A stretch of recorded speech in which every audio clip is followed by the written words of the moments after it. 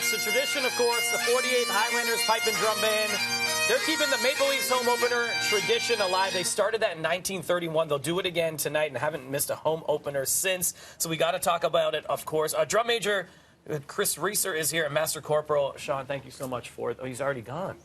Wow, like a ninja. He's got a big gig tonight, right? Man. He's got a big gig. He's got to get ready for it. All right, right here from Sportsnet NHL insider Chris Johnson, we got to talk about this Leafs season and how things are going to kick off tonight. Of course, Ottawa in town. And the big names, the signings.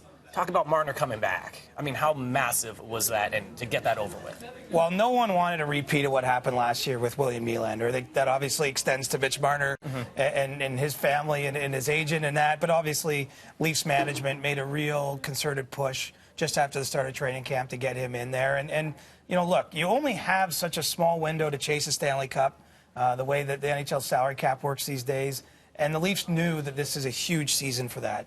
Having him sign, having Austin Matthews, having William Nylander's situation taken care of, I think removes some of those questions that hung over the team last year that kind of, got a little annoying on some of the guys, frankly. I mean, now the core is locked up. And, I think that it's given them a chance just to focus on what's to come in terms of the hockey, not dealing with as many media distractions. And, it was a big deal for them to get him locked up well in advance and get him back into training camp. When we talk about some of the forwards there, the defensive aspect, is this a stronger blue line than we've seen in the past? No question. I mean, I think that this is where, if you're trying to say what's different from the Leafs last year, what's going to change this time around, I think the fact that they have 5 defensemen playing in tonight's game that weren't on the team last year for the home opener. I mean, that's a sizable change. They've really improved their top 4, removing guys like Nikita Zaitsev and Ron Hainsey, replacing them with Tyson Barrie. We have Rasmus Sandin, the 19-year-old rookie who had just had such a splendid preseason for the Leafs. I mean, when I look to try to explain why things will be different, you're expecting growth from those young star forwards, and the blue line is much, much better than it was at this time a year ago. Goaltending, is Freddie Andersen enough for this team? He's enough. I mean, he's, in my mind, he's right in the top tier of goaltenders in the league. I mean, you can't be any steadier than Freddie. He's 917 to 919 save percentage, which, over the thousands of shots he faces in a season means he's literally giving you the same performance year after year after year. There'll be some questions about the backup. The Leafs will start with Michael Hutchinson.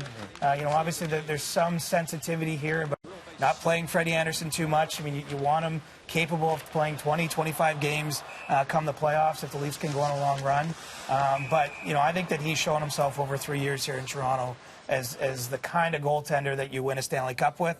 Obviously, now they've got to go out and do it. Well, that's it. The fan expectations are very high. The question a lot of people are asking is, and we'll have it answered a little bit later on today, who will be the captain? Who is that captain in your mind? That's going to be number 91 in your program, John Tavares. Expect, just prior to tonight's game that you'll see him wearing the C. And it's been a bit of an odyssey to get here for the organization. Remember, Dion Phaneuf was the last captain, and I'm sure a lot of fans out there almost barely remember that Dion Phaneuf was a Leaf. I mean, that's the way sports and time moves on. But they've been careful with the decision. I think John Tavares, having been a captain for years in Long Island prior to coming home here to Toronto, has made this an easier decision for them.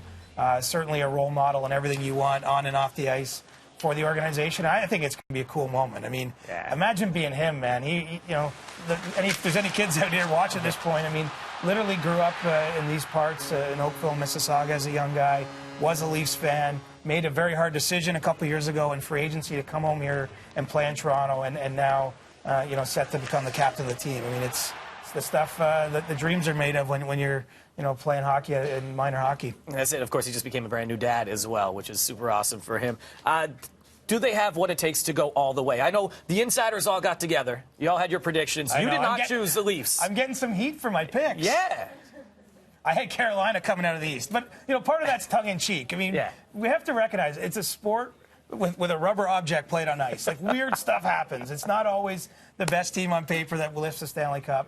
In truth, if you're asking are they capable of it, I think absolutely the Toronto Maple Leafs are capable of winning a Stanley Cup this year.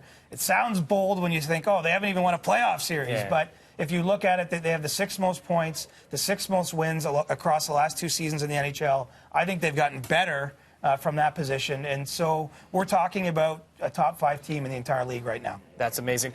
So Stanley Cup prediction, you said you had Carolina coming out of the East. Yeah, Nashville coming out of the West. But And I just you- want to go back to Nashville. So. You think you just want to go party in Nashville? You got to dream it before you do it, my friend.